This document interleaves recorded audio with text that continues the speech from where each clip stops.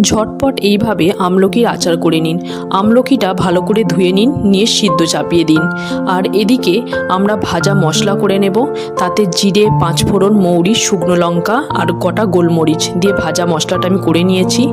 এবার কড়াইতে দিয়ে দিয়েছি তেল আর ফোড়নে পাঁচফোড়ন। তারপর আমলকি সিদ্ধটা আমি দানা ছাড়িয়ে নিয়েছি, এরকম কোয়া কোয়া বার করে নিয়েছি, নিয়ে নুন হলুদ দিয়ে ভালো করে ভেজে নিয়েছি। ভাজার পরে দিয়ে দিলাম আখের গুড়। আখের গুড় দিলাম, আমি চিনি ইউজ করিনি, কারণ আখের গুড় শরীরের পক্ষে খুব উপকার এবং আমলকির তো ভীষণ উপকারিত্ব, সেখানে চিনিটা আমি তাই ইউজ করলাম না। আখের গুড় দিয়ে আমি আচারটা করলাম।